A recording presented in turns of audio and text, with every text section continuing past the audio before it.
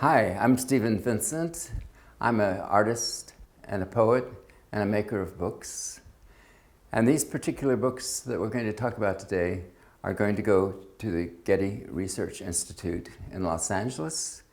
And I thought it would be nice to have a little farewell party with my books so that I could introduce them and make some kind of memorial, because they're going to disappear into what vaults, we don't know.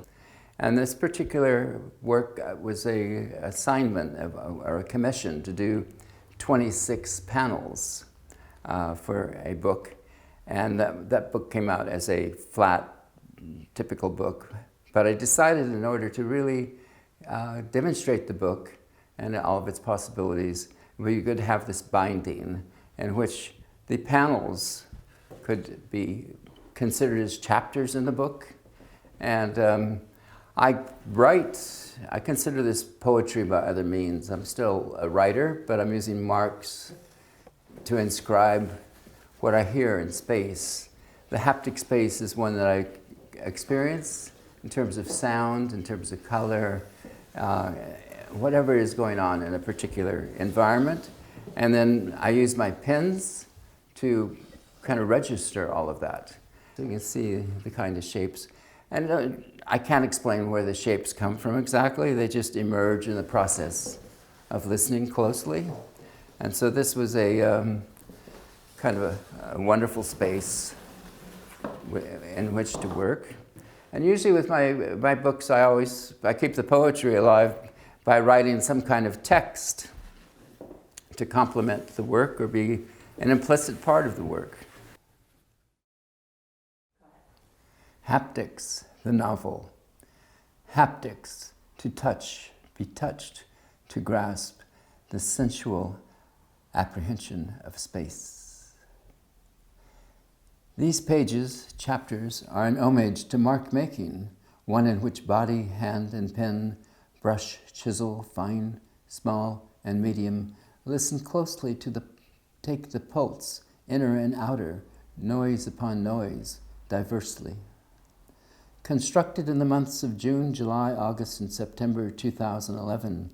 With clipboard in hand, listening spaces include a cold, fog-bound San Francisco, the morning kitchen with Miles Davis, Paris, 1948, ballads and blues, then back and forth with Glenn Gould and Beethoven, up to the local bar, Irish working class, with Marvin Gaye, Van Morrison, and the Supremes on the jukebox, up the city, high hill to the corner writing and drawing bench, up 10,000 feet to the Sierra, Vogelsang Peak with robust snowmelt river and creek, descending to does, bucks, and fawns at play among gray granite tree lake.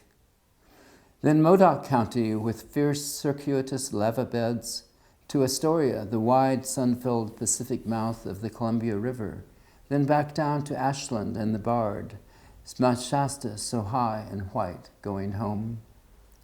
All the while a country, its collective core splintered, dark and angry, while the hand makes marks, tender, aggressive, tenuous, peeling back the skin from what is white or dark or thick. Then ink, line by line, to thread, to weave, to shade into one or several fabrics, breaking those surfaces apart again and again, shredding each until some fundamental mark joins another mark and another, until through all this darkness, something luminous appears among new textures, shapes, and erasures. It's as if an unexpected stranger arrives, and when it is right, astonishes with an absolute yet familiar otherness. Each new page, chapter, a fiction, a neo-fiction, a multiple trace, a dissolving dream, a nocturnal cartography within a cartography, shadows of a forgotten alphabet, a sonic infrastructure spilled out in a forest of fluid marks, a music, mark by mark, now raining specifics, rhythm, rhythmic, concrete, and continuous.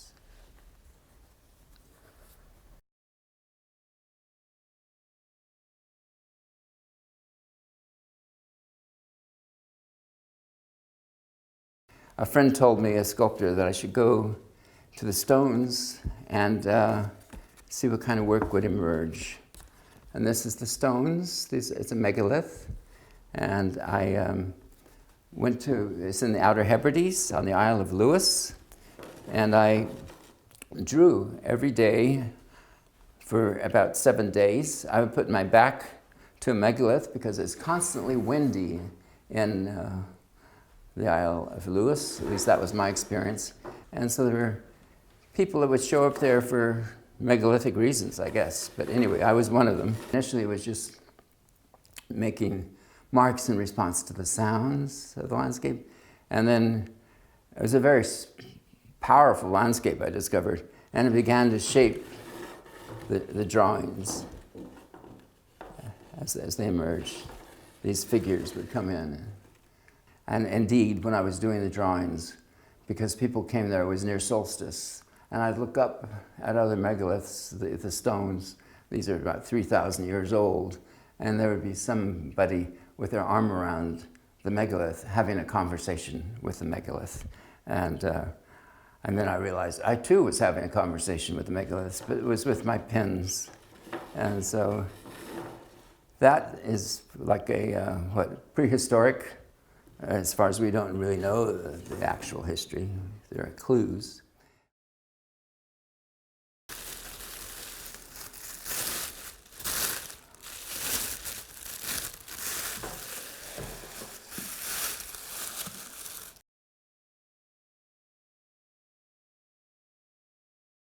I spent several summers in Turkey and in Cappadocia, and I was among the caves there in Cappadocia, and I was doing drawings inside caves. I was exploring caves, and a lot of these caves were like small chapels. And this particular cave was a hermitage. There was probably a priest who lived there and held a kind of court.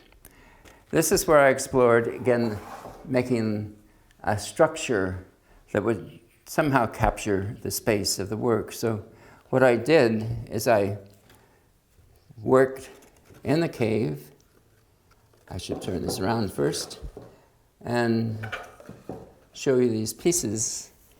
I made these over several days. So these were the marks I made, and then on the back side was the actual cave, which had the cross carved into the top.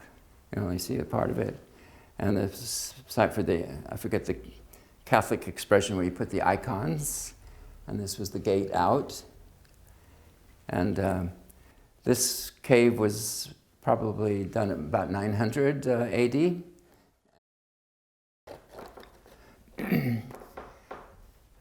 A lone stone bench carved into the walls, invites one to sit in the cave's impermeable quiet.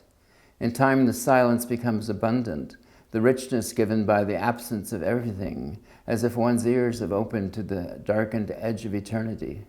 One says nothing, makes nothing, only listens. The cave might appear to be the skeleton of what was a church, but no, not at all. One speaks, one repeats one's name and over again. The voice echoes against the rock.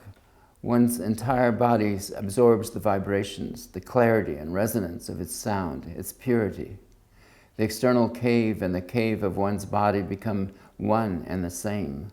One stops to imagine the voices of the priest who once consecrated this space, the enactment of liturgy, the hymns, the articulations of the Eucharist. One's own voice resurges, a stream that explores melodies, harmonies, chants, the nonsense of early childhood verse, the echoes. One stops, silence again. Within the slant of light through the cut rock door, one opens the blank accordion fold. The pens one brought in is in all their various colors begin to rise and perform, to transfigure, calling out the ghost, mark by mark, the conjunctions of song and stone and song. Why does one enter the vestiges of an ancient church to draw, progressing stroke by stroke, panel by blank panel, and alchemy behooves us.